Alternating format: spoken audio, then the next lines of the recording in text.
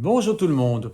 Aujourd'hui, nous allons faire donc un petit test d'écoute à travers une intervention sur votre cerveau. Vous allez avoir quelques données qu'il va falloir retenir pour comprendre comment fonctionne votre cerveau. Il pèse à peu près 1,4 kg, 1,5 kg, ça dépend du sexe et de l'âge. Ça représente une bouteille pas bien remplie de 1,5 litre d'eau, donc c'est assez lourd. Surtout pour un volume qui, si vous mettez les mains, on peut l'associer à peu près à la taille de vos deux mains jointes. Ça représente en volume 2% du corps. Et pourtant, ça consomme 20% d'oxygène.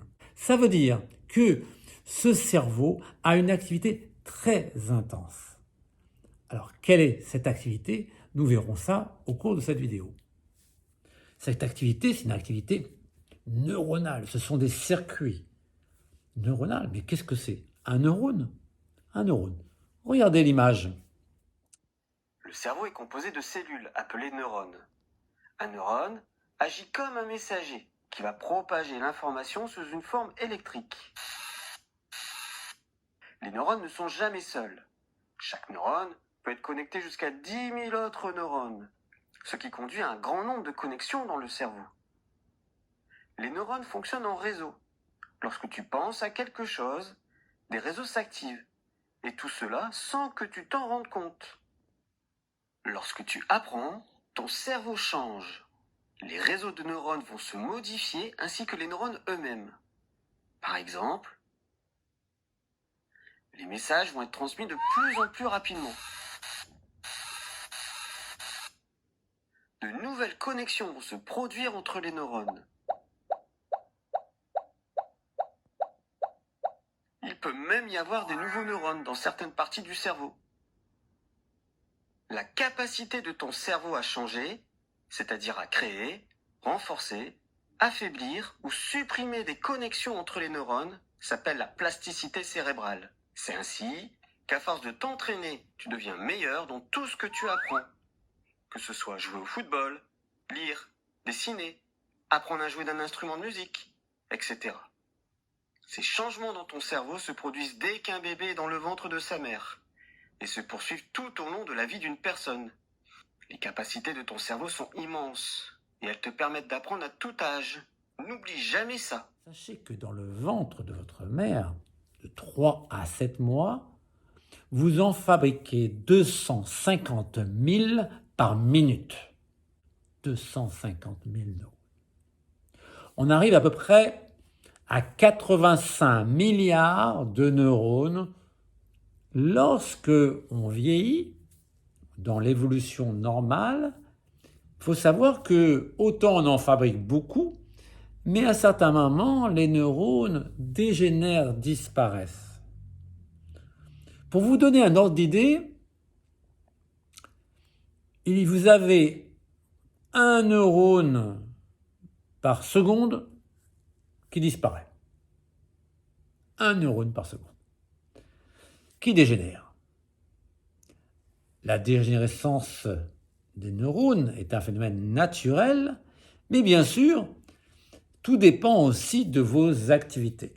Vos activités dans le sens où si vous faites de nouveaux apprentissages, de nouvelles tâches, que vous faites beaucoup de choses qui demandent effectivement de la concentration, l'usage de tous ces neurones, cette dégénérescence est moins importante. Elle freinera la dégénérescence naturelle. Il faut savoir que à l'âge d'une personne qui a à peu près 80 ans, elle a déjà perdu 30% de ses neurones. 30 sur 100, 30%. Donc c'est déjà une bonne partie. Donc la dégénérescence des neurones est naturelle. Il faut l'accepter, mais il faut, et c'est ce qui est encourageant car les neurosciences nous prouvent depuis de nombreuses années, que malgré la dégénérescence d'un neurone, on peut recréer des connexions qui vont être plus actualisées puisqu'on va plus les utiliser dans notre quotidien. Comment avons-nous pu observer toutes ces modifications? Par quels moyens techniques est-il possible de regarder l'activité cérébrale? Regardez ces explications. Le cerveau est un organe très complexe, peut-être le plus complexe du corps humain. Nous sommes loin de tout connaître, et le cerveau a encore beaucoup de secrets à dévoiler. Mais comment voit-on dans le cerveau? De nos jours, des machines comme l'IRM permettent de voir l'intérieur du cerveau, sans ouvrir la tête. En tant que médecin ou chercheur, l'IRM permet de reconstruire sur un ordinateur des images au millimètre du cerveau chaque seconde. Je peux ainsi découvrir les secrets de son fonctionnement et aussi détecter des maladies grâce à cette incroyable machine.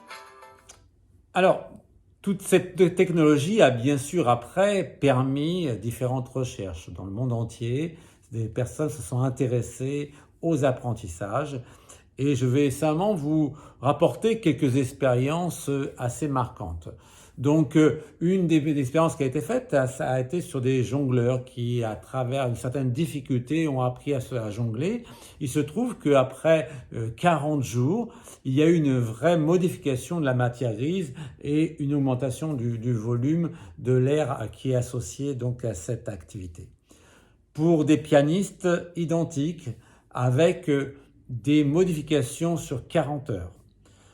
Sur des personnes qui apprenaient du vocabulaire, des mots en association à des couleurs, un travail de mémorisation, on s'est aperçu qu'il y avait une modification sur 2 heures. Donc tout cela montre que toute votre activité quotidienne, lorsqu'il y a une certaine intensité, modifie vos cerveaux et modifie vos capacités donc à mémoriser, à raisonner, à prendre des décisions, à ressentir. C'est la complexité du cerveau, mais vous augmentez votre performance et votre pouvoir d'agir. Donc la science a pu prouver ces dernières années que, en fonction de la difficulté de ce que vous faites, de la tâche, de l'apprentissage, vous pouvez donc modifier votre cerveau et ces modifications ont pu être observées. Ça veut dire que ce cerveau, il y a une plasticité, une mobilité, il peut changer. Il n'est pas figé et on l'utilise et c'est terminé. Le cerveau ne s'use que lorsqu'on n'en s'en sert pas. Si vous ne l'utilisez pas, il dégénère plus vite, il ne se développe pas, surtout à votre âge. Vous ne créez pas toutes ces connexions qui vous permettent après de faire comme des différents chemins pour traiter l'information et pouvoir les chercher dans les différentes aires. Le cerveau possède différentes aires spécialisées qui sont en complète relation lors des apprentissages et des activités. Regardez ces différentes explications. À l'avant, il y a le lobe frontal qui sert à faire attention, à réfléchir et à décider. Au-dessus, le lobe pariétal sert à se repérer, à coordonner tes mouvements, mais aussi à compter.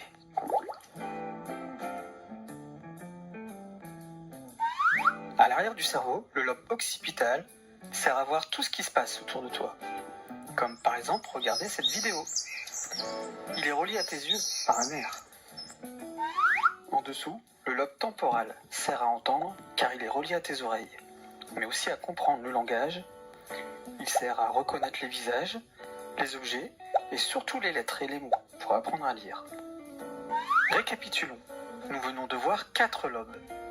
Le lobe frontal, le lobe pariétal, le lobe occipital et le lobe temporal.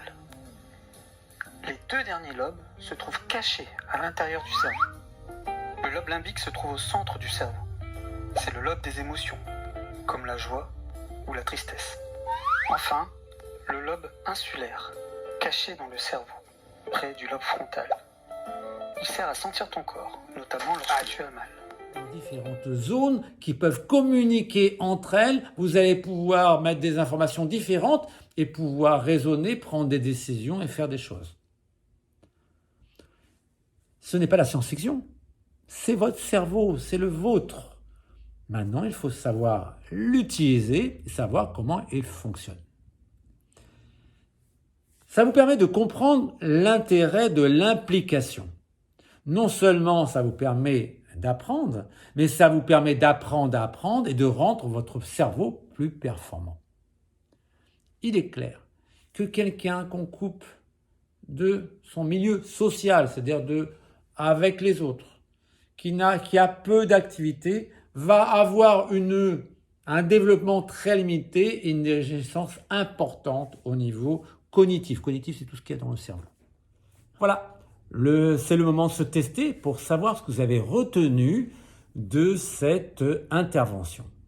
Dans la première partie, vous allez tester sur quelques chiffres qui ont été donnés. Et dans la deuxième partie, vous allez tester sur la mémoire des idées, c'est-à-dire comment vous avez reçu le message, comment vous l'avez traité pour pouvoir le mémoriser et comment vous allez pouvoir répondre à ces questions. Si vous répondez correctement à ces questions, c'est que vous êtes impliqué dans votre écoute. Si ce n'est pas le cas, c'est qu'il faudra encore travailler et que vous passez à côté de nombreux messages qui sont donnés au cours de votre formation. Bon courage, à plus tard.